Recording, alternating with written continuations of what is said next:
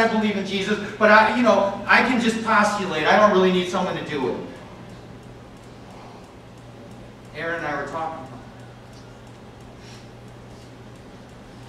it. And at times like these, you realize we're living the Scriptures. We're living the truth. We're living the story. Others will read of these things and be brought to faith and be infused with courage and be given hope. We're living it. And I see Kendra and Aaron in their pain, in their anguish, and rightfully so. But I see them in that with something deeper, emerging. It's the rock of my salvation in their lives. Emerging. Anchoring, bringing strength. They're not just talking. They're not just preaching up on a platform like I do every Sunday, but they're preaching an eloquent message with how they're responding to the walls being preached. God's love, the roots of His love, are coming from a deep place within us. And you know what? My tears are watering what God has planted. That doesn't make sense. It's growing in me love for God and love from God in the midst of my tears. In the midst of our tears. Psalm 23, Aaron and I were talking about this, Psalm 23. Yea, though I walk through the valley of the shadow of death, I will fear no evil, because you are with me. Your rod and your staff, they comfort me. What does that mean? Because when God's around, I always think, when God's around, it's sunny. When God's around, the light's there. When God's around, everything has to flee before Him. But you know what? Right there it says, when I walk through the valley of the shadow of death. It doesn't go away. It doesn't brighten up. But when God's there, He comforts me. And I'm still in the dark. But I sense His presence in ways that are different. I've never experienced the depth of this love, ironically, like I have over the last 4 days. I've never seen other people that have been willing to put it on the line and say, you know what? It would be easy right now to blame God and say, curse God and die. This isn't fair. It's not supposed to happen. We built the fence. We put up the wall. We got the gates. No way. What has God got against us? It would be so easy. So easy. So many people do. It's just like falling out of your chair. Just gravity will take you there. And yet I see my family. I see my kids inspiring me to live a life where you say, you know what? As for me and my house, we're going to serve the Lord.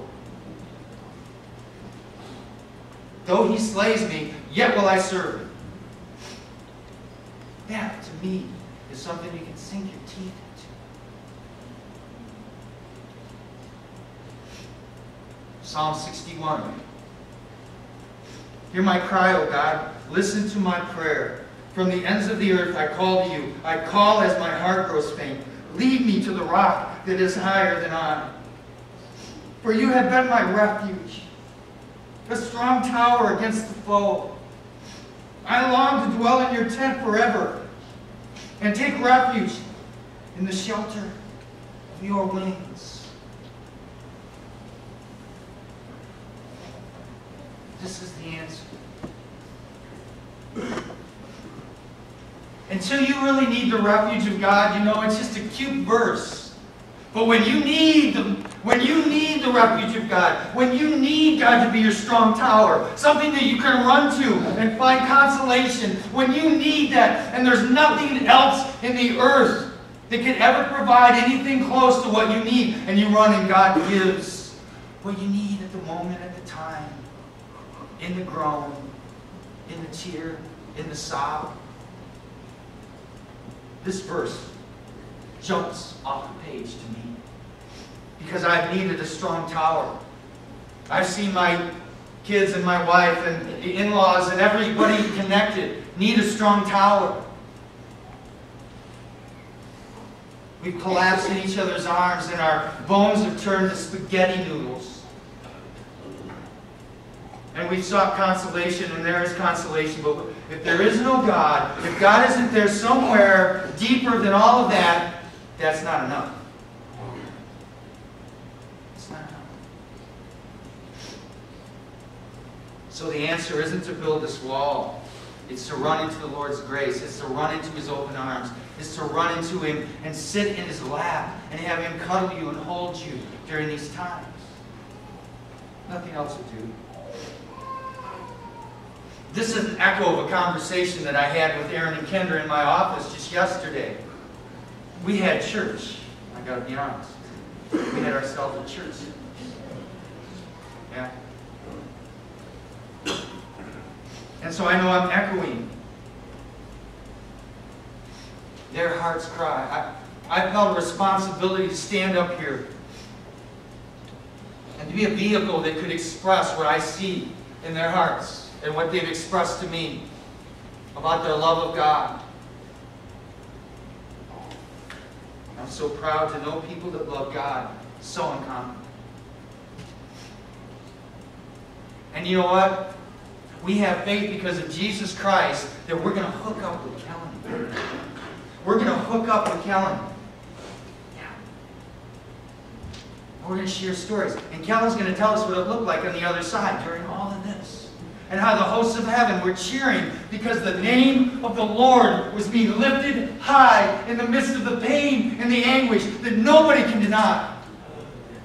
And God's name was lifted up. And so all of the hosts of heaven are cheering right now. And Kelan is with them. And they're patting Kelan